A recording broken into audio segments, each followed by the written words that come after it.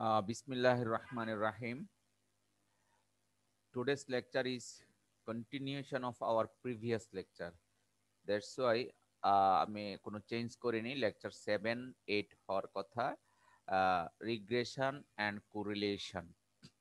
In the last class we have discussed on correlation and few mathematical problem we have calculated. এই ছিল আমাদের গত ক্লাসে regression correlation নিয়ে কিছু আলোচনা আমরা করেছিলাম এবং কোরিলেশন বের করেছিলাম ম্যাথমেটিক্যালি করে দেখিয়েছি। আচ্ছা, কিছু বৈশিষ্ট্য ছিল কোরিলেশনের এবং ক্লাসিফিকেশন ছিল এবং কোরিলেশন ক্লাসিফিকেশন গ্রাফিক্যালি আমরা দেখিয়েছিলাম ইত্যাদি ইত্যাদি ম্যাথমেটিক্যাল প্রবলেমস করেছি, বিশেষ করে কার্ল পিয়ারসন কোএফিসিয়েন্ট অফ কোরিলেশনের প্রবলেম সলভ করেছিলাম ইত্যাদি ইত্যাদি। আর এই ফর্মুলাটা আমরা অ্যাপ্লাই করেছিলাম। তোমরা কি স্লাইড দেখতে পাচ্ছ?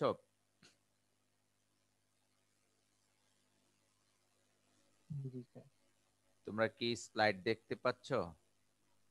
জি স্যার। আমার সাউন্ড কি তোমাদের কানে পৌঁছায়? দেখতে পাচ্ছি স্যার। জি স্যার, আচ্ছা স্যার। কথা কি ক্লিয়ার শোনা যায় না ভেঙে ভেঙে? স্যার ক্লিয়ার শোনা যায় কিন্তু অনেক আস্তে আস্তে আস্তে স্যার, অনেক আস্তে আস্তে। সবাই কি আস্তে শোনো জি না স্যার। একজনই? আমি একদম ক্লিয়ার শুনতেছি স্যার।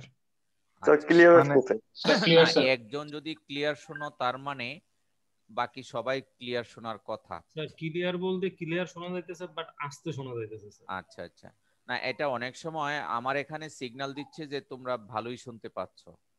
হ্যাঁ জি স্যার, আমি ভালোই শুনতে পাচ্ছি স্যার, বেশ লাউড। ওকে। আমরা গত ক্লাসে কোরিলেশন বের করেছিলাম এবং কিছু প্রবলেম ছিল।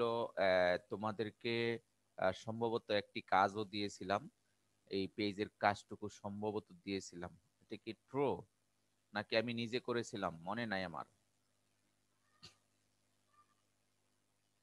From the following data calculate Karl Pearson's coefficient of correlation, এই প্রবলেমটা কি তোমাদেরকে করতে দিয়েছিলাম না আমি করেছিলাম মনে আছে?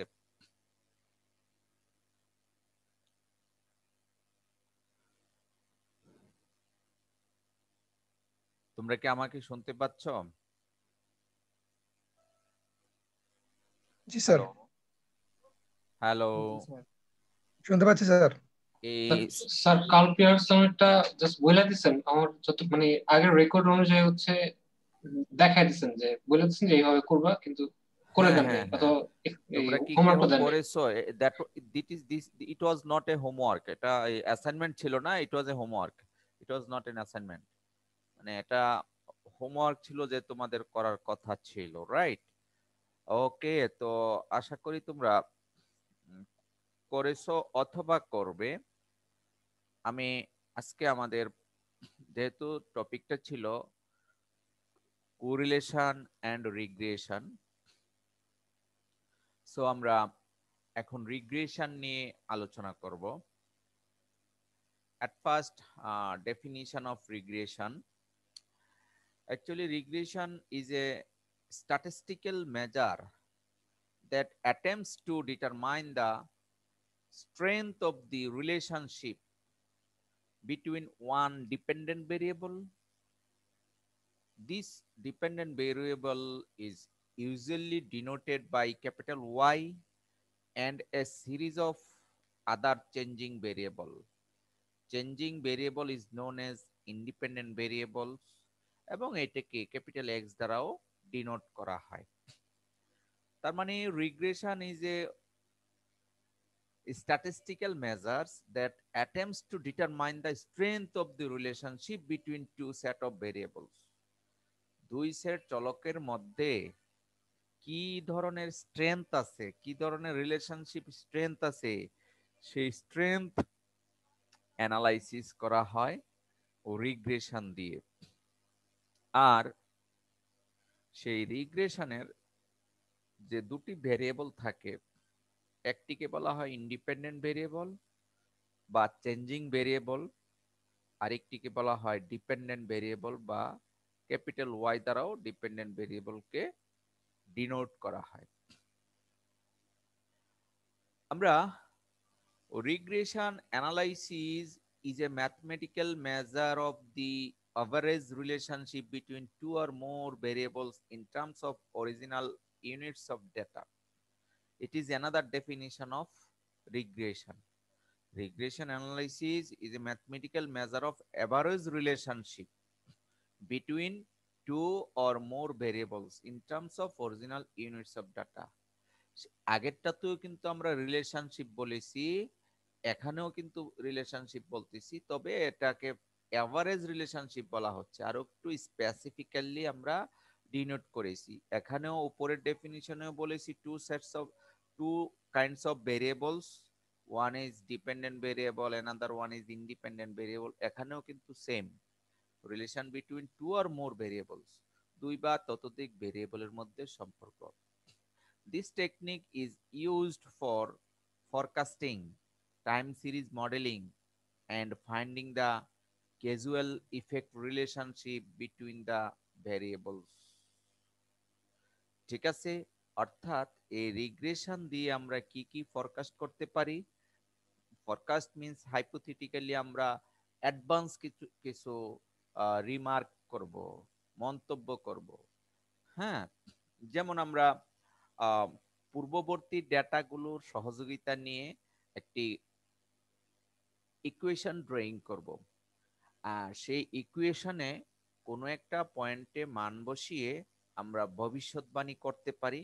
আনুমানিক, এটা হতেও পারে নাও হতে পারে, বা তার কাছাকাছি হবে। এটা হলো স্ট্যাটিস্টিক্যাল মেজার্স।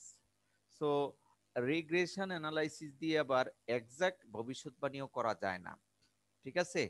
আর এটা বিশেষ করে আমরা যদি শেয়ার মার্কেট অ্যানালাইসিস করতে যাই তখন কিন্তু বিপদে পড়ে যাব, কারণ শেয়ার মার্কেট দেখা যাচ্ছে যে 2-3 মাস খুব ঊর্ধ্বগতি, একটা শেয়ার ভ্যালু খুব বাড়তেছে বাড়তেছে, তো আমরা খুব ইনভেস্ট করলাম, যেহেতু এটা বাড়তেছে মনে হয় আরো বাড়বে, হঠাৎ করে দেখা যাবে এটা ফল করেছে। সো এই টাইপের আনস্টেবল সিচুয়েশন অ্যানালাইসিস করা যায় না রিগ্রেশন অ্যানালাইসিস দিয়ে, ঠিক আছে। রিগ্রেশন অ্যানালাইসিস দিয়ে আমরা পপুলেশন গ্রোথ অ্যানালাইসিস করতে পারি, পার ক্যাপিটা ইনকাম অ্যানালাইসিস করতে পারি, মানে মাথা পিছু আয় কত, জনসংখ্যা কত, একটি দেশের ইকোনমিক্স অর্থনীতি অ্যানালাইসিস করা যায়, ঠিক আছে। গত 10 বছরের ডেটা নিয়ে আমাদের জিডিপি ক্যালকুলেশন করে আপকামিং বছরের জিডিপিটা কেমন হবে এই টাইপের একটা প্রিডিক্ট করা যায়। সো আশা করি রিগ্রেশন জিনিসটা কি মোটামুটি একটা ধারণা পেয়েছো। Kinds of regression, regression basically two kinds. One is simple regression, another one is multiple regressions. Simple regression এর মধ্যে two variable at a time, একই সাথে দুইটি ভেরিয়েবল থাকবে, একটি হবে ইন্ডিপেন্ডেন্ট ভেরিয়েবল আর একটি হবে ডিপেন্ডেন্ট ভেরিয়েবল। আর মাল্টিপল রিগ্রেশনের মধ্যে দুইয়ের অধিক ভেরিয়েবল থাকবে, একটি থাকবে ইন্ডিপেন্ডেন্ট ভেরিয়েবল আর more than two or more than two থাকবে ডিপেন্ডেন্ট ভেরিয়েবল। সো যেমন মাল্টিপল রিগ্রেশনের মধ্যে আমরা যদি চিন্তা করি, একটি দেশের জিডিপি অনেক প্যারামিটারের উপর নির্ভর করে। হ্যাঁ, আমাদের মনে করো গার্মেন্টস শিল্প বা আমাদের ফরেন এক্সচেঞ্জ, বিশেষ করে রেমিটেন্স ফাইটার যাদেরকে বলা হয়, এই দুটা বললাম, আমাদের এগ্রিকালচার তিনটা, আমাদের মেডিসিন ইন্ডাস্ট্রি আছে, এরকম 5-7টা প্যারামিটার্স থাকতে পারে। সো মাল্টিপল রিগ্রেশন হলো একটি দেশের আয় বা উন্নতির যে প্যারামিটার্স আছে, সেই প্যারামিটার্স তো একাধিক থাকবে অবশ্যই, সেই প্যারামিটার্স গুলির সাথে যখন রিলেশন করা হয়, যে রিগ্রেশনটা পাওয়া যায় তাকে মাল্টিপল রিগ্রেশন করা হয়। আর সিম্পল রিগ্রেশন হলো মাত্র একটি ডিপেন্ডেন্ট ভেরিয়েবল একটি ইন্ডিপেন্ডেন্ট ভেরিয়েবলের সাথে অ্যানালাইসিস করাকে সিম্পল রিগ্রেশন বলা হয়। আর সিম্পল রিগ্রেশন রিপ্রেজেন্ট করা হয় লিনিয়ার ইকুয়েশন দ্বারা। আমি পরবর্তী টপিকে আলোচনা করছি, যেমন linear regression. If the regression curve is a straight line, then there is a linear regression between two variables. দুইটা ভেরিয়েবল দিয়ে যদি আমরা লিনিয়ার রিগ্রেশন পাই, দ্যাট ইজ স্ট্রেট লাইন পাই, তাহলে সেটাকে বলা হবে লিনিয়ার রিগ্রেশন। আর নন লিনিয়ার রিগ্রেশন হলো এক কথায় যদি স্ট্রেট লাইন না পাই, কার্ভিক্যাল লাইন পাই, অর্থাৎ কার্ভ টাইপের লাইন পাই। উদাহরণস্বরূপ আমাদের কার্ভগুলি কেমন হতে পারে, আমি যদি এখানে এঁকে দেখাই, সে এই টাইপের কার্ভ হতে পারে, আঁকা বাঁকা কার্ভ হতে পারে। রিগ্রেশনটা এরকম হতে পারে। আবার রিগ্রেশন প্যাটার্ন চেঞ্জ হতে পারে, যে কিরকম, এই টাইপেরও হতে পারে। একটি প্রোডাক্টের প্রাইস এবং টাইমের সাথে বাড়তে পারে, আবার কমতে পারে। যেমন এই যে উইন্টার সিজনে আমরা যদি বলি price of a winter clothes, শীত বস্ত্র, শীত বাড়ার সাথে সাথে শীত বস্ত্রের দাম বেড়ে যায়, তোমরা জানো। আবার যখন শীত কমে যায় টাইমের শেষের দিকে, এই ফেব্রুয়ারি মার্চের দিকে, শীত বস্ত্রের দাম অ্যাভারেজলি কমে যায়।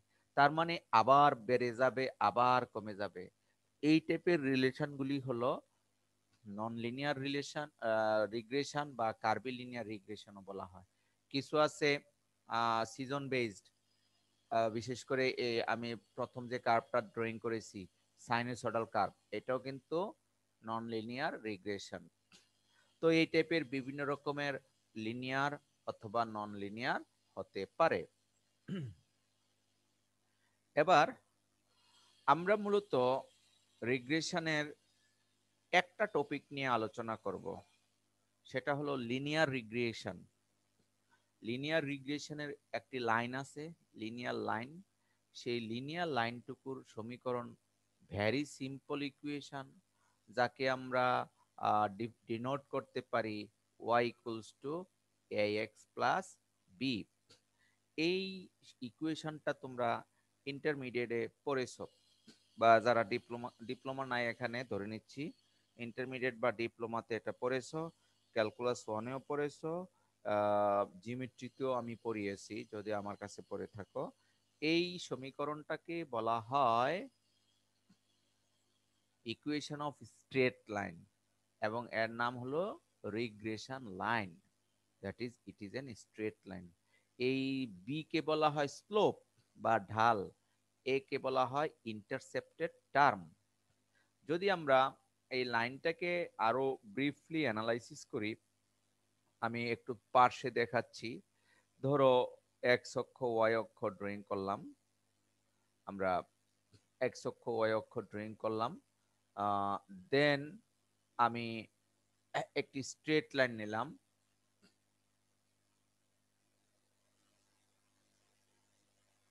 ওকে, এবং স্ট্রেট লাইনটা নিলাম, মনে করো যে এই, তোমরা কি গ্রাফগুলি দেখতে পাচ্ছ? আঁকাগুলি কি দেখতে পাচ্ছ তোমরা? বাম দিকে যে আমি আঁকতেছি এগুলি কি দেখা জি যায়? স্যার, দেখা যাচ্ছে। আচ্ছা, এখন এই স্ট্রেট লাইন যে অ্যাঙ্গেল প্রডিউস করে এক্স এক্সিসের সাথে, সেই অ্যাঙ্গেলটাকে বলা হয় স্লোপ।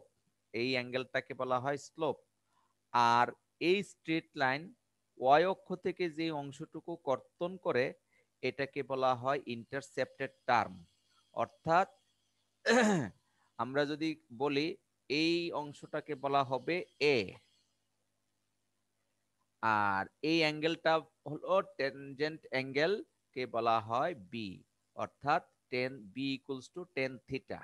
আমরা যদি লিখি তাহলে হবে B equals to tan theta. আমি থিটাটা লিখতে পারছি না, এটা বুঝে নিবা, কারণ আমি এখানে ড্রয়িংটা পারতেছি না। ওকে, তাহলে এ বি কি আমরা বুঝতে পারলাম। তো রিগ্রেশন লাইনের মধ্য থেকে আমরা যে ইকুয়েশনটা পেলাম, এখানে আমাদের এ এবং বি এর মানটা ক্যালকুলেশন করে বের করতে হবে। এখন আমি বোর্ডে এই রিগ্রেশন লাইন থেকে কিভাবে এ বি বের করে, অর্থাৎ নিচে কিন্তু এ এবং বি এর মানটা দেখানো হয়েছে।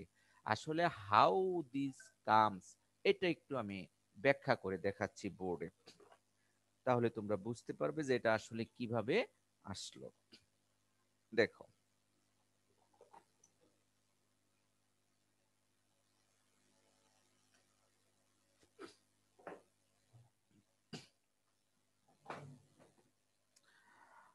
হ্যাঁ আমরা বলেছি যে y equals to a plus bx, a plus bx, suppose it is equation number 1। এখন এটাকে সামেশন করব, that is summation of y is equals two, এখানে এই অংশে যখন সামেশন করা হয় a প্লাস bx সবটুকু লিখলাম, দুই পাশে আমরা সাম ইন্ট্রোডিউস করলাম, এটা স্ট্যাটিস্টিক্যাল একটি ভাষা। এখন আমরা সামেশন অফ a এর অর্থ হলো সাম মানে সবগুলি ডাটা যোগ করা। সিম্পল আমরা যখন ক্যালকুলেশন করি তখন ধরে নেই এখানে n সংখ্যক ডেটা আছে, অর্থাৎ এ আছে n সংখ্যক, তাহলে সামেশন অফ এ কে লেখা যাবে এন এ, এন এ। আমি আবার বলছি, সামেশন অফ এ, আমি সাইড নোটে দেখাচ্ছি যে সামেশন অফ এ হলো এন এ, অর্থাৎ এন সংখ্যক এ আছে, ঠিক আছে, plus B summation of X, আর এই পাশে আছে সামেশন অফ ওয়াই। আমরা এটাকে সমীকরণ নাম্বার 2 দিলাম। আমাদের টার্গেট কি? টার্গেটটি হলো এ এবং বি এর মান বের করব in terms of statistical variables X and Y. X হলো আমাদের ইন্ডিপেন্ডেন্ট ভেরিয়েবল, ওয়াই হলো আমাদের ডিপেন্ডেন্ট ভেরিয়েবল। এখন আবার 1 নাম্বার সমীকরণকে আমরা এক্স দ্বারা মাল্টিপ্লাই করি 1 নাম্বার সমীকরণকে, তাহলে পাচ্ছি কি X Y equals to ax plus bx square. আবারও আমরা সাম ইউজ করি, অর্থাৎ summation of x Y is equals to a summation of X সংক্ষেপে লিখতেছি plus b summation of X square. এখানে এ কনস্ট্যান্ট, সেই জন্য এটা রাখলাম, আর ভেরিয়েবলের সামেশন, বি কনস্ট্যান্ট আর ভেরিয়েবলের সামেশন। এখানে দেখো সামেশন অফ এ, এ কিন্তু ছিল কনস্ট্যান্ট, এই জন্য এন এ এসেছে, আর বাকিগুলি ভেরিয়েবল আছে বলে কিন্তু আমরা ভেরিয়েবলের মধ্যেই রেখেছি।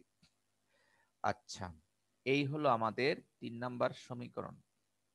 এখন আমরা যোগ বিয়োগ করে এ এবং বি এর মান বের করব। এখন 2 এবং 3 সমীকরণ দুটা যোগ বিয়োগ করে এ এবং বি আমরা বের করতে পারি, খুবই সিম্পল। আমরা যদি একটু খেয়াল করি, 2 নাম্বার সমীকরণে এ আছে এবং এর সাথে একটি এন আছে। 3 নাম্বার সমীকরণে এই এ আছে, তবে তার সাথে আছে সামেশন অফ এক্স। তার মানে কি, আমরা যদি 2 নাম্বার সমীকরণকে সামেশন অফ এক্স দ্বারা গুণ করি, তাহলে কি পাই? Summation of X summation of y is equals to na summation of x plus b summation of x square। কি বোঝা যাচ্ছে? আমার মনে হয় এই কালিটা, নীল কালিটা ভালো করে রিড করতে পারছেন, আমি কালো কালি দিয়ে লিখছি। It is equation number 4। আমি টার্গেটটা বলতেছি যে আমরা এ কে এলিমিনেট করে বি এর মান বের করব। তাহলে 3 নাম্বার সমীকরণকে এ কে এলিমিনেট করলে এন দ্বারা গুণ করলে মিলে যাবে, এন দ্বারা গুণ করলে N summation of x Y is equals to n a summation of x plus n b summation of x square। এই হলো 5 নাম্বার সমীকরণ। 4 এবং 5-এর এই টার্মটা কিন্তু সমান। এই সমান করার জন্য আমরা গুণ করেছি, যোগ বিয়োগ করেছি। এখন আমরা একটি থেকে আরেকটি বিয়োগ করব। মনে করো যে 5 নাম্বার থেকে 4 নাম্বার আমরা বিয়োগ করতে চাই। 5 নাম্বার মাইনাস 4 নাম্বার, তাহলে কত হয়?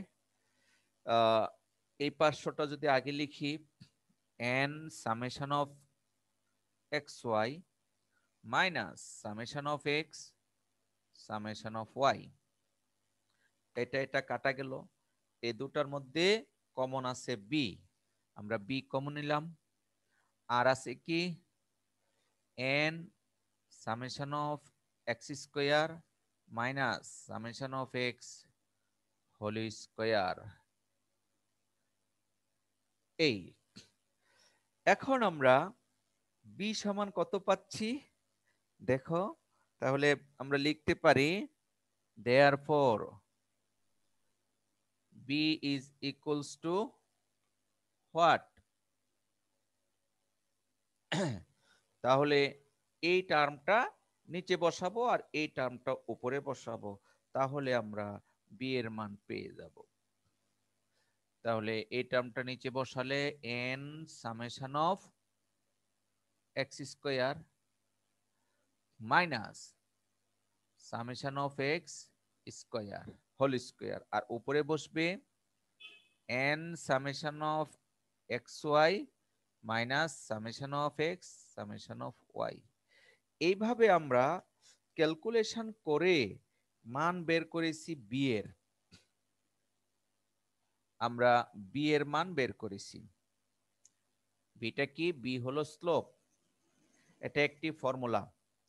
আমরা আমাদের পরবর্তীতে দুই ভাবে অঙ্কটা করতে পারি। একটি হলো ডাইরেক্ট এই ফর্মুলাটা ইউজ করে, আরেকটি হলো থিওরি ক্যালকুলেশন করে। আমরা দেখাবো দুই ভাবেই তোমাদেরকে অঙ্ক করে দেখাবো। আর এই বি এর মান তুমি যদি 1 নম্বরে অথবা 2 নম্বরে বসাও, বি এর মান যদি 2 নম্বরে বসিয়ে দাও, বসিয়ে হিসাব নিকাশ করো, তাহলে তুমি পেয়ে যাবা এ এর মান।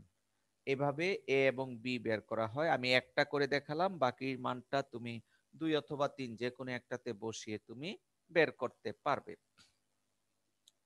তাহলে আমরা পেলাম বি সমান, এর মানটা তোমরা বের করে নিবে বসিয়ে। বি সমান পেলাম, এর মানটা কত আমি একটু দেখেই বলে দিচ্ছি, আর ওইটা লিখতেছি না। হ্যাঁ, তুমি ক্যালকুলেশন করলে এর মানটা পাবে। তুমি যদি 2 নম্বরে বসাও, এইভাবে যদি লিখো যে সো ইকুয়েশন 2 ইমপ্লাইজ দ্যাট, আমাদের ইকুয়েশন 2 তে যদি বি এর মান বসিয়ে দেই, আমাদের ইকুয়েশন 2টা কি ছিল? ইকুয়েশন 2টা আমি এদিকে লিখলাম যে summation of Y is equals to N A plus B summation of X. এটা ছিল ইকুয়েশন 2। তাহলে ওই জায়গায় যদি বি এর মান বসিয়ে দেই এবং যোগ বিয়োগ করি, তাহলে এর মান আসবে। অথবা এটা আরো ক্যালকুলেশন করে প্রথম বি সম্পৃক্ত মান সহ ক্যালকুলেশন করলে দ্বিতীয় অংশটা পাওয়া যাবে। আমি ওইটা আর করছি না, জাস্ট দেখে দেখে বসিয়ে দিচ্ছি। এটা আসবে এই টাইপের যে summation of Y minus B summation of X. মূলত এর মান বের করতে চাচ্ছি তো, তাহলে এর সমান ওই এন দ্বারা ভাগ করতে হবে।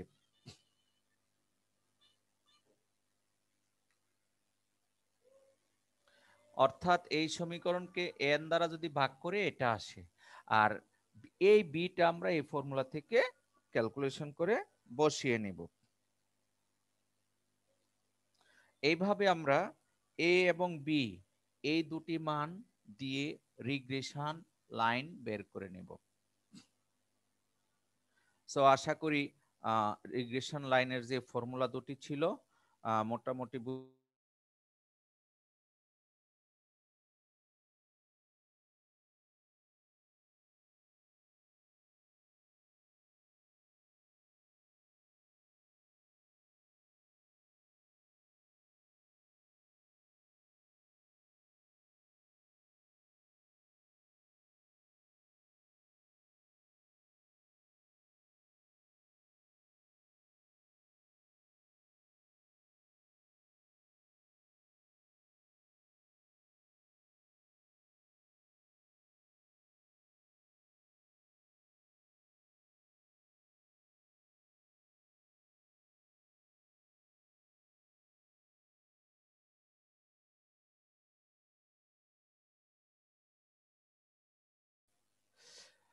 সরি, আমরা তাহলে এতক্ষণ এ এবং বি এর মান নির্ণয় করেছি।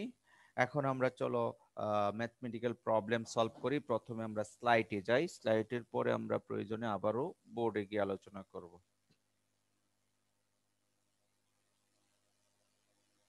মোটামুটি আমি দেখিয়েছি যে how we get the slope B, B কিভাবে আসে তা ক্যালকুলেশন করে আমি বের করে দেখালাম।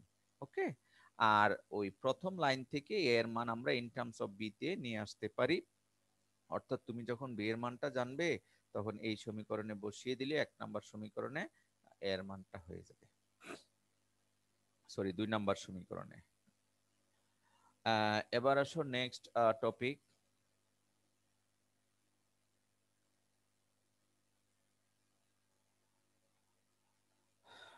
Regression coefficient of Y on X. আমরা রিগ্রেশন লাইনের 2 রকমের সমীকরণ জেনারেট করা শিখেছি। একটি সমীকরণ কিছুক্ষণ আগে আলোচনা করেছি, সেটা হলো y equals to mx, sorry y equals to a plus bx, এটা শিখেছি। আর এখন আমরা আরেকভাবে আমরা শিখবো যে কিভাবে রিগ্রেশন বের করতে হয়। তোমাদের পরীক্ষায় কোন প্রকারে করবে সেটা বলা থাকবে না, যে তুমি যে কোনো প্রকারেই করতে পারবে। ঠিক আছে, একই প্রবলেম বিভিন্ন মেথডে সলভ করা যায়। সো আশা করি বুঝতে পেরেছো।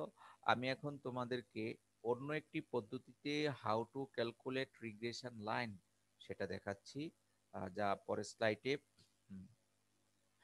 রিগ্রেশন লাইন 2 ধরনের হয়ে থাকে। একটি হলো regression equation of Y on X, regression equation of Y on X, Y এর সমীকরণ এক্স এর উপরে, এবং সমীকরণটা হলো Y minus Y bar is equals to B of Y X. আর এই বি অফ ওয়াই এক্স কে বলা হয় regression coefficient of Y on X into X minus X bar. এই হলো একটি ফর্মুলা।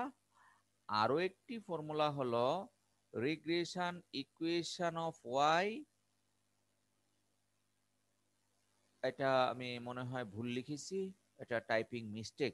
এটা হবে, একটু যদি তোমরা কারেক্ট করে নাও, এটা হবে এই টাইপের regression equation of X, regression equation of x.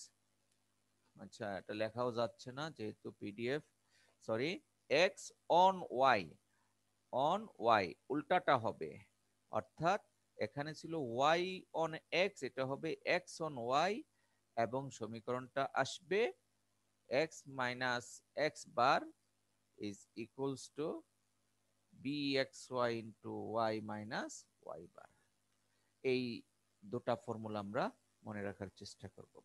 এখানেও কিন্তু আগের যে ইকুয়েশন ছিল, যে প্যারামিটারস গুলি আমাদের বের করা লাগছে, প্রায় কাছাকাছি প্যারামিটার আমাদের বের করতে হবে। আসলে এটা সেই ভেরিয়েন্স থেকে বা স্ট্যান্ডার্ড ডেভিয়েশন ক্যালকুলেশন করে এই বি এক্স ওয়াই অথবা বি ওয়াই এক্স বের করা হয়। এটাও থিওরাম আছে, থিওরাম ক্যালকুলেশন করে বের করতে হয়। এটা একটু লম্বাটে, তাই আমরা ডাইরেক্ট জিনিসটা বসিয়েছি। এটা লাইক এজ স্লোপ, এটা তোমাদের ইন্টারমিডিয়েটে পড়েছো তোমরা, কোনো একটি বিন্দুগামী সরলরেখার সমীকরণ মনে পড়ে? যদি স্লোপ জানা থাকে, স্লোপটাই হলো রিগ্রেশন ইকুয়েশন কোএফিসিয়েন্ট, তাহলে ওই বিন্দুগামী সরলরেখার সমীকরণ হলো y minus Y one is equals to m into X minus X one. এই ফর্মুলা দিয়ে আরো একটি স্ট্রেট লাইন বের করা হলো। আর আগের স্লাইডে যে আমরা ইকুয়েশনটা দেখিয়েছি, এটা হলো ইন্টারসেপ্টেড ফর্ম বলা হয়। অর্থাৎ একটি সরলরেখা যদি কোনো একটা এক্সিসকে ইন্টারসেক্ট করে এ পয়েন্টে এবং বি যদি তার স্লোপ হয়, তাহলে রিগ্রেশন লাইন হবে y equals to ax plus b। সরলরেখা যেমন কয়েক প্রকৃতির আছে, যেহেতু regression representation is based on straight line, তাই আমরা এখানে অনেকগুলো পদ্ধতি থেকে মাত্র 2টি পদ্ধতি নিয়ে আলোচনা করেছি। তো আমাদের এই ফর্মুলাগুলি আমরা মনে রাখবো। এই দুটি ফর্মুলা দিয়ে আমরা কি প্রবলেম করব এবং দেখতে পাবো যে দুই ফর্মুলাই রেজাল্ট সেম আসবে। এবার চলো ম্যাথমেটিক্যাল প্রবলেমের দিকে যাই। একটি এক্সাম্পল, প্রশ্নটা তোমরা কি দেখতে পাচ্ছ প্রশ্ন? জি স্যার। জি স্যার। একজন কি পড়বা, কি দেখতে পাচ্ছ?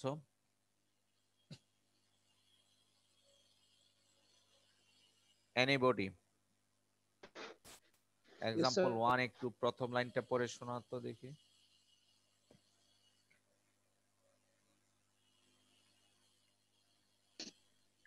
Find the regression line of y on x for the following data. Data. Regression line of y on x for the following data. তাহলে আগের পৃষ্ঠায় এই টাইপের ফর্মুলা কিন্তু দিয়েছি, regression equation of Y on X, অর্থাৎ এখানকার এই ফর্মুলা দিয়ে আমরা সিম্পলি অঙ্কটা করতে পারি এই ফর্মুলা দিয়ে। আর এখানকার বি ওয়াই এক্স এর মান উপরে দেয়া আছে। তো আমরা যদি এই ফর্মুলা দিয়ে প্রবলেমটা সলভ করি তাহলে আমাদের কয়েকটি প্যারামিটারস, অর্থাৎ এখানে যে কয়েকটি ভিজিবিলিটি আছে টার্মস, এই টার্মসগুলি আমাদের বের করতে হবে।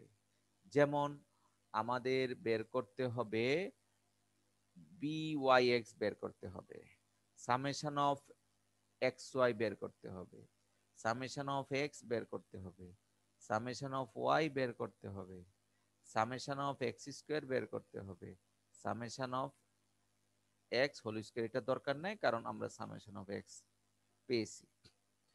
তার মানে কি দেখো, BYX এর জন্য আমাদের এই আইটেমস গুলি বের করতে হচ্ছে, পাশাপাশি আমাদের Y বার বের করতে হবে, X বার বের করতে হবে।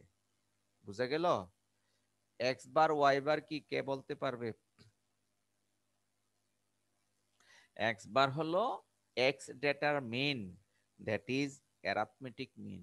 Y বার হলো Y ডাটাগুলির অ্যারিথমেটিক মিন।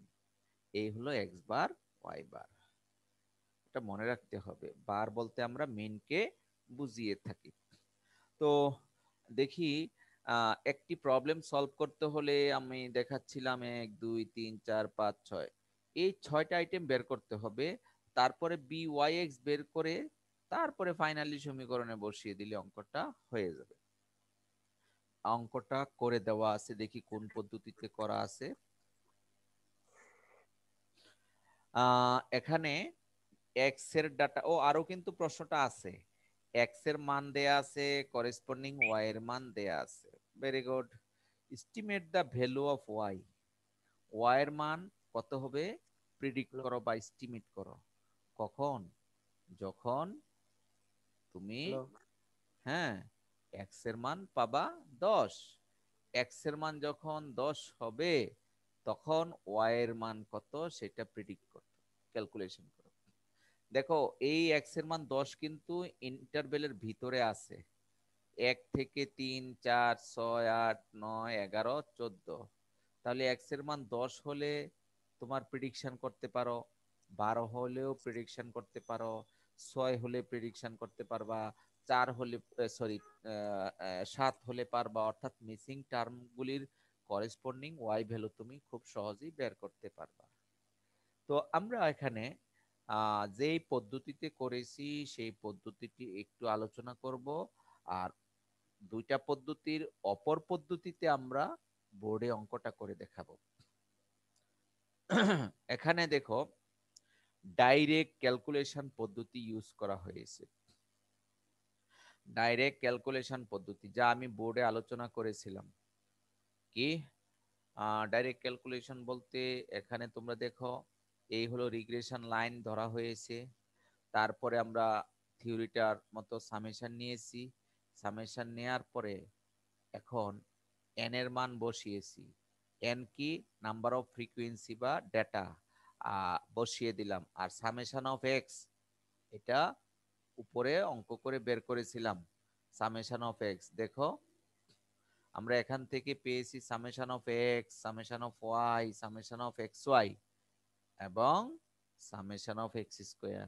আর এখান থেকে নাম্বার অফ ফ্রিকুয়েন্সি, 8টি ফ্রিকুয়েন্সি আছে। আচ্ছা, এই ডেটাগুলির সহযোগিতায় আমরা কিন্তু মানগুলি সাবমিট করেছি। মান সাবমিট করে কি কি পেলাম দেখো। প্রথমে বের করলাম সামেশন অফ ওয়াই এর মান বসিয়ে দিলাম 40, উপরের আগের পৃষ্ঠে ছিল এন, এন মানে নাম্বার অফ ফ্রিকোয়েন্সি 8, আর সামেশন অফ এক্স এর মান দেওয়া আছে 56। তাহলে একটা ক্যালকুলেশন করে একটা সমীকরণ ধরে নিলাম 1। আবার আমরা কিন্তু ওই এই সমীকরণকে এক্স দ্বারা মাল্টিপ্লাই করেছি, করার পরে সামেশন নিয়েছি। সামেশন নেওয়ার পরে এই সামেশন ভ্যালুটা প্রশ্নের উপরের পৃষ্ঠা দেয়া আছে, আর সামেশন অফ এক্স দেয়া আছে, সামেশন অফ এক্স স্কয়ার দেয়া আছে। এই সবগুলি মান বের করে আমরা আরেকটি সমীকরণ পেলাম। আর এই দুটি সমীকরণ ক্যালকুলেটর দিয়ে খুবই সহজে মান বের করা যায়। এ এবং বি এর মান বের করলাম। ঠিক আছে, এখন প্রশ্ন হলো, এই হলো আমাদের সমাধান y equals to this, R x এর মান যদি 10 হয়, y এর মান কত? y এর মান হলো এটা। ডেসিমেলও নিতে পারো, ইমপ্রপারও দেখাতে পারো। এই পদ্ধতি হলো ডাইরেক্ট ফর্মুলা ইউজ করে করা। আর আমরা যদি কোএফিসিয়েন্ট অফ রিগ্রেশন দিয়ে করতে চাই, তাহলে কিন্তু আশা করি একই ফর্মুলা আসবে। যেমন কোএফিসিয়েন্ট অফ রিগ্রেশনের জন্য আমাদের যে ডেটাগুলি লাগবে, আমরা যদি ডেটাগুলি একটু তুলে নেই, সামেশন অফ এক্স স্কোয়ার লাগে, summation of x Y, everything. তাহলে চলো আমরা, কিছুই লাগে না, যে যা লাগবে আমরা বের করতে পারবো। আমি আগে প্রথমে ইনফরমেশনগুলি খাতা থেকে বোর্ডে তুলি, তারপরে দ্বিতীয় পদ্ধতিতে অঙ্কটা করে দেখাবো, এবং দুই পদ্ধতিতে আমরা রিমার্ক পাবো যে will get the same result.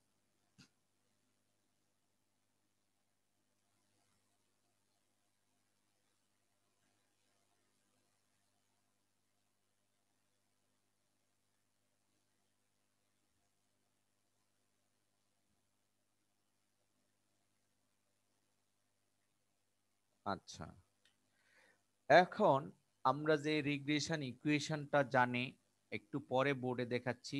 y minus Y bar is equals to B Y X into X minus X bar. আর হলো আমাদের B Y X is equals to summation of x Y minus 1/n summation of x summation of Y. আমি just board থেকে, খাতা থেকে দেখে দেখে তুলতেছি। Summation of x square minus 1/n summation of X whole square.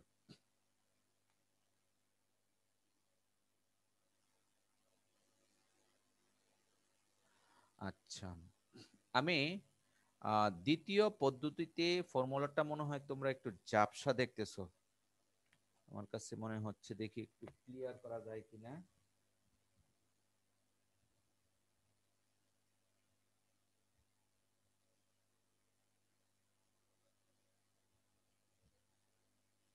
হ্যাঁ, এখন অনেকটা ক্লিয়ার দেখা যাচ্ছে। আমরা যে দ্বিতীয় পদ্ধতিটার কথা বলেছি, সেই পদ্ধতির ডেটাগুলি আমরা যদি চিন্তা করি, আগের অঙ্কটার কি কি ডেটা আমাদের কাছে আছে।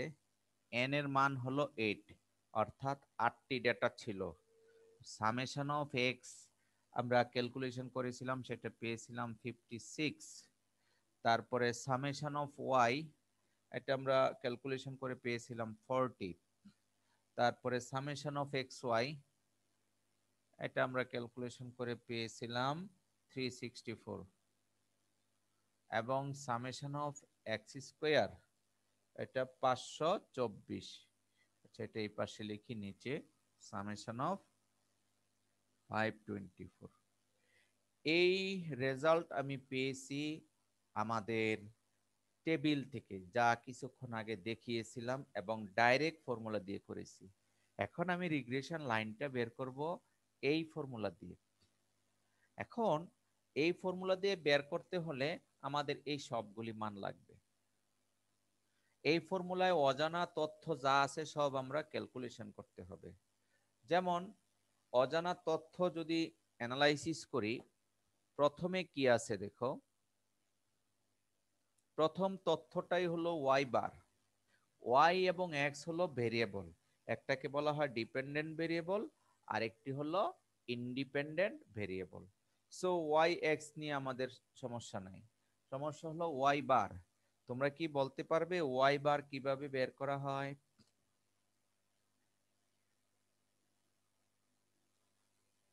ওয়াই বার হলো, আমি একদম শুরুর দিকে পড়িয়েছি, summation of Y by N, গড় অ্যারিথমেটিক মিন, অর্থাৎ টোটাল ডেটা সমষ্টি, ডেটার sum divided by number of data. তাহলে সামেশন অফ ওয়াই বার কত? সামেশন অফ ওয়াই হলো 40 ডিভাইডেড বাই এন, এন হলো 8, আমরা পেলাম 5। এখন অনুরূপভাবে আমরা যদি বের করি এক্স বার, তাহলে এক্স বার কত হবে? এক্স বার হবে summation of X by N, N আগের মতোই 8 আর এক্স বার হলো 56, 56 বাই 8 আসে আমাদের 7, অর্থাৎ ওয়াই বার পেলাম 5, এক্স বার পেলাম 7। আমরা এটা বের করলাম, এটা বের করলাম। ওকে, এখন আমাদের বের করতে হবে byx।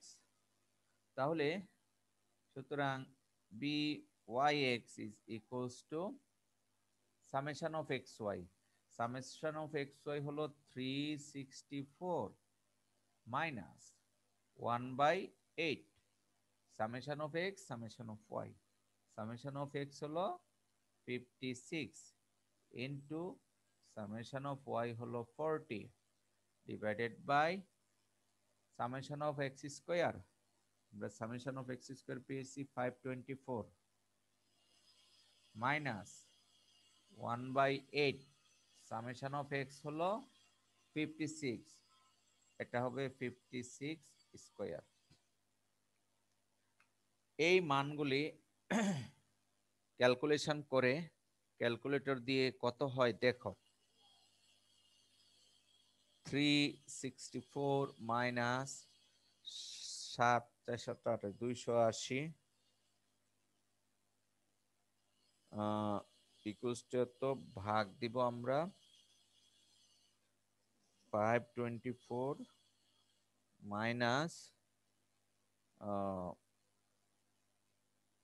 minus 56 square by 8।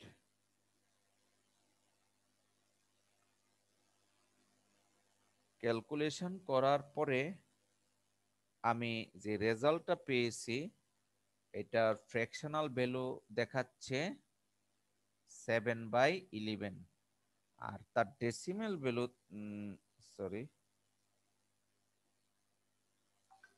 Decimal value দেখাচ্ছে 0.63 অথবা 636 দেখাচ্ছে, যে কোনোটা আমি নিতে পারি, এটা সহজে তার চেয়ে। এই হলো byx, পেয়ে গেলাম আমরা byx। এখন এই সমীকরণে মানটুকু বসিয়ে দিব, বসিয়ে দিলে কত হয়? y মাইনাস ওয়াই বার, y মাইনাস ওয়াই বার মানে 5 is equals to, এই মানটা আমরা 7/11 দেই into x minus x bar, x bar হলো 7। এই এখন তুমি যদি 11 দ্বারা মাল্টিপ্লাই করো both sides, 11y minus 55 equals to 7x minus 49, এটাকে আমরা এভাবেও লিখতে পারি, এপাশ ওপাশ করে পক্ষান্তর করে, যে 7x minus 11y 7x minus 11y আর এই 49 ওই পাশে আসলে প্লাস হবে, আর অথবা এটা ওই দিকে গেলে প্লাস হবে, প্লাস 55 তাহলে প্লাস 6 হয় না, প্লাস 6 ইকুয়ালস টু 0। তাহলে আমরা এই রিগ্রেশন লাইনের সমীকরণটা পেলাম। এটা এই হলো দ্বিতীয় ফর্মুলা দিয়ে করা। আর আমি যে প্রথম ফর্মুলা দিয়ে না করে স্লাইডে দেখিয়েছিলাম সেটার রেজাল্ট আমরা যদি দেখি, সেই রেজাল্টটাও কিন্তু একই এসেছে। তোমরা যদি দেখো শেয়ার স্ক্রিনে, যদি দেখতে পাচ্ছ শেয়ার স্ক্রিনে একই রেজাল্ট এসেছে কিন্তু 7x মাইনাস 11y প্লাস 6 সমান 0। তার মানে আমরা ডিরেক্ট থিওরি অ্যাপ্লাই করে অথবা ফর্মুলা অ্যাপ্লাই করে যে কোনো পদ্ধতিতে রিগ্রেশন ইকুয়েশন আমরা বের করতে পারি। আর এই রিগ্রেশনটা হলো regression line of Y on X, এটা আবার উল্টাটাও হতে পারে, regression line of X on Y. তখন যে ফর্মুলাটা আমি বোর্ডে একটু ভুল লিখেছি স্লাইডে, সেই ফর্মুলাটা হবে এই টাইপের। একটু স্লাইডটা একটু সংশোধন করে দিচ্ছি যে রিগ্রেশন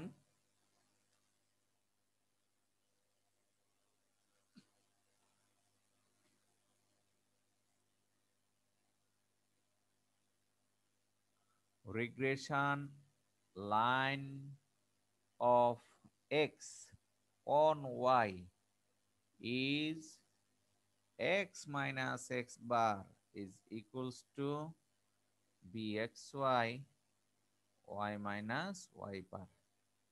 এইটা তোমরা একটু কারেকশন করে নিও, স্লাইডের মধ্যে ভুল আছে, এই জায়গায় y লিখে ফেলেছি, এই জায়গায় x লিখেছি। এটা ঠিক আছে, সমীকরণটা ঠিক আছে, কপি পেস্টে গিয়ে একটু আমার ভুল হয়েছিল, আশা করি ঠিক করে নেবে। আর বি এক্স ওয়াই এর ফর্মুলাও কিন্তু এখানে যেমন ওয়াই এক্স এর যে ফর্মুলা আর বি এক্স ওয়াই এর ফর্মুলাটা কিন্তু উল্টা, উপরেরটা অ্যাজ ইট ইজ ঠিক থাকবে, summation of x Y minus 1/n summation of x summation of Y, এটা হবে summation of Y square minus 1/n summation of Y whole square. এই হলো বি এক্স ওয়াই এর ফর্মুলা। আর এক্স বার জানো, ওয়াই বার জানো, এক্স বার ওয়াই বার মানগুলি বসিয়ে আমরা ক্যালকুলেশন করে এই অঙ্কটারই আরেকটা আছে, regression line of X in terms of Y, that is on Y, Y রেখার উপরে লাইনটা কেমন হবে বা এক্স এর উপরে লাইনটা কেমন হবে। চলো আমরা সামনের দিকে যাই, বিশেষ করে শেয়ার স্ক্রিনে।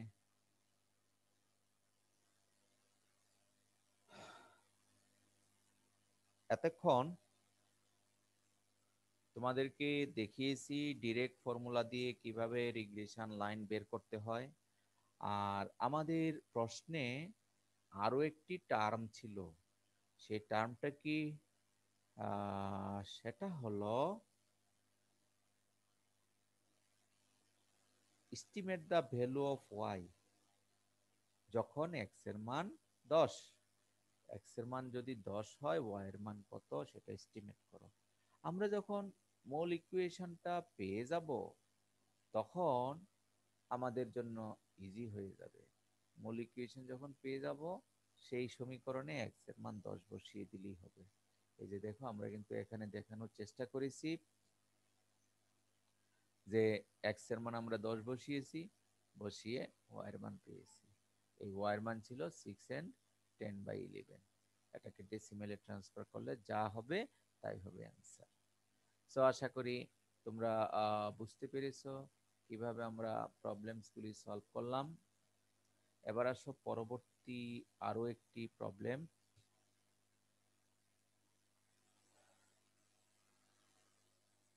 প্রশ্নটি হলো compute the appropriate regression equation for the following data. So এখানে এক্স কে বলা হয়েছে ইন্ডিপেন্ডেন্ট ভেরিয়েবল আর ওয়াই কে বলা হচ্ছে ডিপেন্ডেন্ট ভেরিয়েবল। আর রিগ্রেশন, এই টাইপের রিগ্রেশন মানে হলো regression line of Y on X, অর্থাৎ ইন্ডিপেন্ডেন্ট ভেরিয়েবলের উপরেই বের করতে হবে। এই হলো প্রশ্নটা। তাহলে আগের অঙ্কে আমাদের ডাটা ছিল 8টি, আর এখানে 1 2 3 4 5 6টি ডাটা, আর করেসপন্ডিং ডিপেন্ডেন্ট ভেরিয়েবল ডাটাও সেম 6টি থাকবে। এই ডাটা অ্যানালাইসিস করে ঠিক আগের মতোই আমরা ক্যালকুলেশন করব। তবে এটা আমরা ওই ডাইরেক্ট ফর্মুলাটা ইউজ করে না করে জেনারেটেড ফর্মুলা ইউজ করেছি। কিভাবে তোমরা একটু খেয়াল করো। প্রথমে আমি ক্যাপিটাল এক্স এর মান দেওয়া আছে, এই ক্যাপিটাল এক্স এর মানগুলো থেকে আমরা সামেশন অফ ক্যাপিটাল এক্স বের করেছি 36, আর ডাটা দেওয়া আছে 6টি। যদি ভাগ করে দেই, সামেশন অফ এক্স কে 6 দ্বারা ভাগ করলে আমরা কি পাবো? X bar. একটির সাথে আরেকটা লিংক আছে, হঠাৎ করেই কিন্তু উপরের লাইন বুঝবো না, হাউ এক্স বার কামস বোঝা যাবে না। অর্থাৎ প্রথম কলামের কাজ শেষ করে রেজাল্টকে 6 দ্বারা ভাগ করলে আমরা পাবো এক্স বার। এখন স্মল এক্স সমান ধরলাম আমরা অ্যাসিউম মিন মেথড, যে ক্যাপিটাল এক্স মাইনাস এক্স বার। সেই হিসাবে আমরা এই স্কেলিংটা বের করব। এখানে একটু মিস্টেক দেখা যাচ্ছে,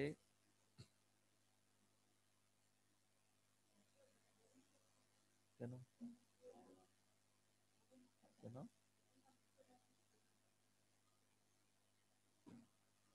না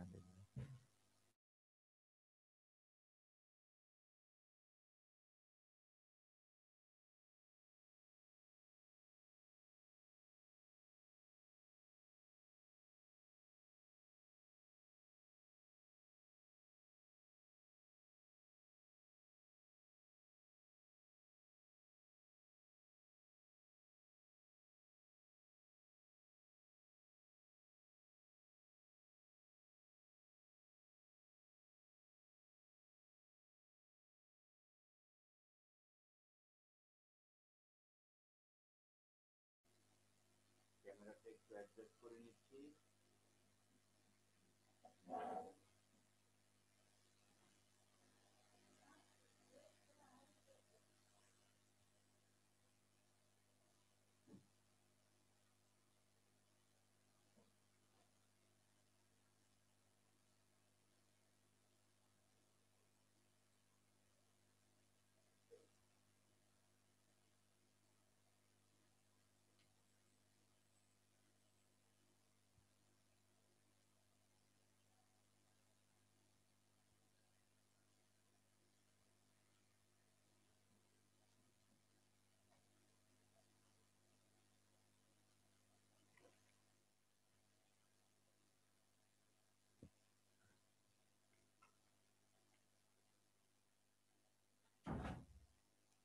সরি, আমি আমাদের ক্লাসের ফাঁকে একটু ডিস্টার্ব হলো, ক্যামেরা এক্সচেঞ্জ করেছি।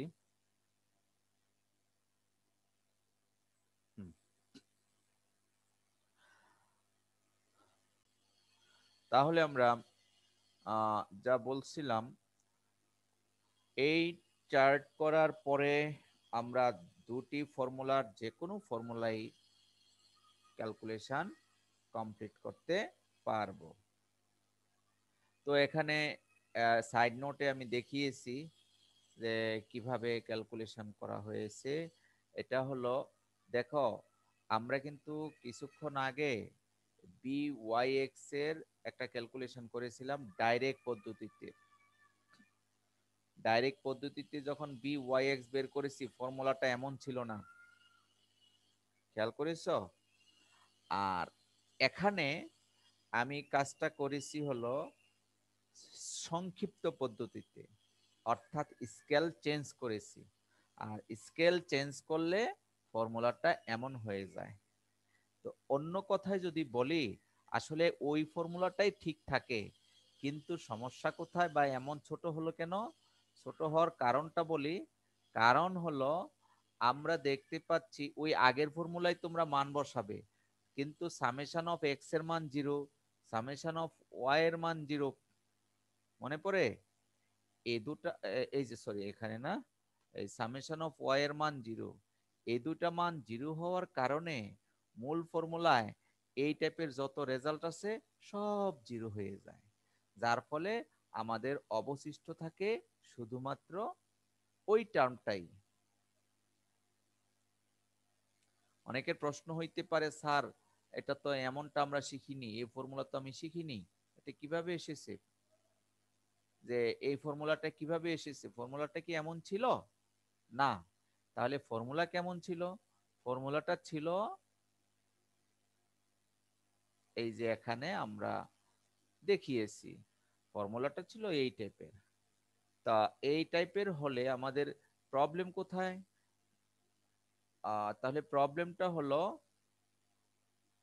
ডিফারেন্সটা কোথায় হচ্ছে দেখো, ডিফারেন্সটা হচ্ছে আমরা যখন সামেশন অফ এক্স এর মান 0 বসাবো, সামেশন অফ ওয়াই এর মান 0 বসাবো, তাহলে এই হোল টার্ম 0 হয়ে যাবে। আর সামেশন অফ এক্স এর মান 0 বসালে এই হোল টার্ম 0 হয়ে যাবে। আলটিমেটলি এখান থেকে আমরা কিছুই পাবো না, থাকে কি summation of x Y divided by summation of x square. বুঝতে পেরেছ? এইভাবে ফর্মুলাটা ছোট হয়ে গিয়েছে। সো আশা করি তোমরা একটু খেয়াল করে করলে সহজেই তোমরা বুঝতে পারবে। আর তাছাড়া আর কি আছে? হ্যাঁ, আমরা এই ক্যালকুলেশন করে regression equation of Y on X ফর্মুলায় বসিয়ে দিলাম, ফর্মুলায় বসিয়ে দিয়ে আমরা মানগুলো বসিয়ে ক্যালকুলেশন করে এই অংশটুকু পাবো। এটা একটু চেক করে দেখবে, আমি অঙ্কগুলি করে দেখেছি, প্রায় ঠিক আছে, কোনো প্রকার মিস্টেক নাই। মোটামুটি রিগ্রেশনের যে প্রবলেম ছিল দুটি ফর্মুলা, ডিরেক্ট পদ্ধতি একটি এবং সংক্ষিপ্ত পদ্ধতি, এই দুই ফর্মুলা দিয়েই তোমরা রিগ্রেশন বের করবে। এবং তোমাদের জন্য আমি সামান্য হোমওয়ার্কের ব্যবস্থা করেছি। আসলে এগুলি অবশ্যই তোমাদের প্র্যাকটিস করতে হবে, প্র্যাকটিস করতে হবে। দেখো প্রশ্নটা, in a study between the amount of rainfall and the quantity of air pollution removed, একটির সাথে কিন্তু আরেকটার কি আছে, কানেকশন আছে, তাই না? বৃষ্টি হলে এয়ার পলিউশন রিমুভ হয়, এটা কি বুঝো? দূষিত বাতাসগুলি ক্লিন হয়ে যায়, পরিষ্কার হয়ে যায় কখন? ভারী বর্ষণ হলে, ওয়েদারের মধ্যে আর দূষিত বাতাস থাকে না। কথা কি বোঝা যাচ্ছে? বৃষ্টি কম হলে দূষিত বাতাস বেশি থাকে, আর বৃষ্টি বেশি হলে বাতাস কম থাকে।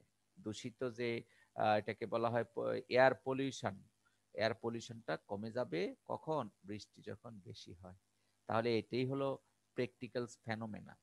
আমরা কিন্তু সেই ক্ষেত্রে বুঝতে পারতেছি, যেমন দেখো রেনফল সবচেয়ে বেশি যখন, তখন বাতাস অনেকটা রিমুভ হয়েছে অনেক বেশি, আবার কমের সময় কিন্তু বেশি রিমুভ হয়েছে, বিভিন্ন রকম ডেটা। আর এই ডেটাগুলি পাওয়া যায় পরিসংখ্যান ব্যুরো থেকে, বাংলাদেশ স্ট্যাটিস্টিক্যাল ব্যুরো থেকে এই টাইপের ডাটা সংগ্রহ করা হয়, ঠিক আছে? এবং সেই ডাটা দিয়ে রিসার্চাররা রিসার্চ করে থাকেন। ওকে, ইকুয়েশন অফ রিগ্রেশন লাইনটা কেমন হবে আমি তোমাদের সৌজন্যে শুধুমাত্র কি করলাম, রেজাল্টটা তুলে দিলাম। কাজটা কাদের? তোমাদের। আশা করি তোমরা নিজেরা প্র্যাকটিস করে রেজাল্ট মিলিয়ে নিবে। অনুরূপ ভাবে এর পরের প্রবলেম একই রকম, আমরা এখানেও আছে দুটি অঙ্ক, দুটি অঙ্ক হলেও এটা তিনটা পার্ট। আবার প্রথম অঙ্কে তিনটা পার্ট, পরের অঙ্কে একটি পার্ট। পরীক্ষায় আসলে এই 2 নাম্বার অঙ্কটার মতো পরীক্ষায় আসবে। হ্যাঁ, কেন 2 নাম্বারটার মতো আসবে? প্রশ্নটা দেখলেই বুঝতে পারবে এখানে কি কি জিনিস চাওয়া হয়েছে। এই অঙ্কটাতে সবকিছুই আছে আমাদের শেষের দিকে। প্রথমত আছে প্রথমে কি পেলাম? কোরিলেশন কোএফিসিয়েন্ট বের করতে হবে। কোরিলেশন কোএফিসিয়েন্ট মানে আর বের করতে হবে, যা আমরা আগের ক্লাসে শিখেছিলাম। তোমরা মনে হয় প্র্যাকটিস কমপ্লিট করোনি। কোরিলেশন কোএফিসিয়েন্ট মিন্স আর বের করতে হবে, এবং আর এর মান আমরা পাবো 0.8067 সামথিং, পরে এটাকে 0.81 লিখা হয়েছে। আমি অঙ্কটা করে দেখেছি, যে বানিয়ে দিলাম, তো দেখি ঠিক আছে কিনা। তখন দেখতে পেলাম যে না, অঙ্কটা ঠিক আছে। আর এর মান আসবে 0.8067 ইত্যাদি ইত্যাদি, পরে এটা কেটে 0.81 করা হয়েছে। এটা তোমরাও পাবে। এটা হলো একটি।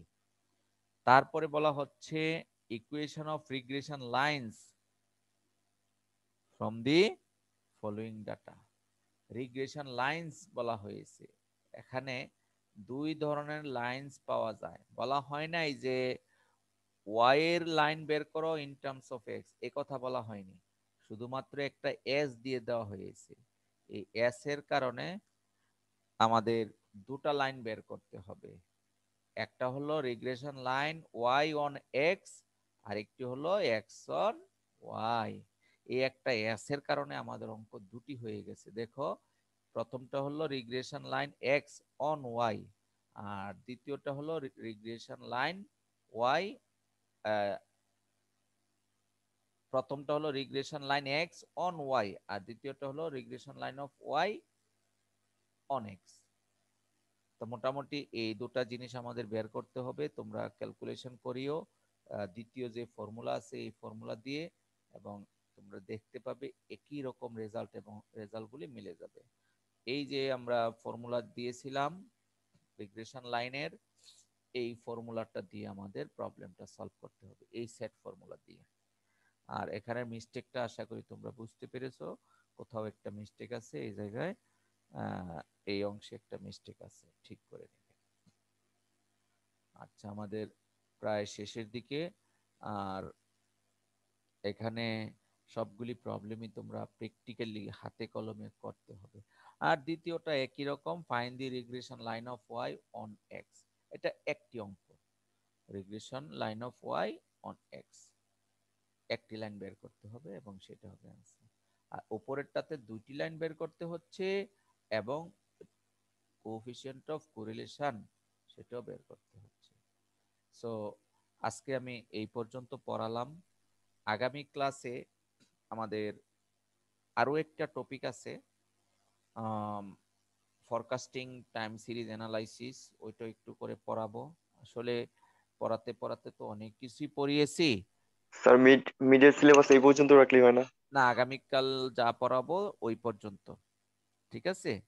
আগামীকালের পড়ার পর্যন্ত আমাদের মিডের সিলেবাস, আর পরের উইকে আমরা রিভিউ ক্লাস নিব এবং টেস্ট নিব, ঠিক আছে? কারণ পড়িয়েছি, আমি কিন্তু সন্তোষজনক রিটার্ন তোমাদের কাছ থেকে পাইনি। আমি আবার বলছি, আগামী ক্লাসে যে টপিকটা পড়াবো অনেকটা ইজি, এই রিগ্রেশনের মতোই। হ্যাঁ, ফরকাস্টিং একটু থিওরিটিক্যাল, আর ম্যাথমেটিক্যাল যা আছে তা এই ফর্মুলা দিয়ে আমরা করে থাকব। বাট আমরা এই পর্যন্ত যা পড়লাম তাকে সামারি করে পরের উইকে, ঠিক আছে, পরের রবিবারে একটা টেস্ট নিব, অনলাইন টেস্ট, এবং আমরা মিডের আগে আরো একটা ভার্চুয়াল টেস্ট নিব। আসলে যত রকম টেস্টই হোক না কেন, for the improvement of your GPA বাড়ানোর একটা বিশেষ কৌশল হিসাবে, ঠিক আছে? কারণ আমরা ধরে নেই সচরাচর যে তুমি খুব ভালো পড়ালেখা করতেছো, যখন তুমি উত্তরগুলি ঠিক মতো দিতে পারবে তখনই তোমার ওই ভালোটা টিকবে, অন্যথায় টিকবে না। আমার যে 5 নম্বরের অ্যাসাইনমেন্ট ছিল, সেই অ্যাসাইনমেন্ট আজকে ক্লাসে ঢোকার আগ পর্যন্ত সাবমিশন করেছো তোমরা সর্বসাকুল্যে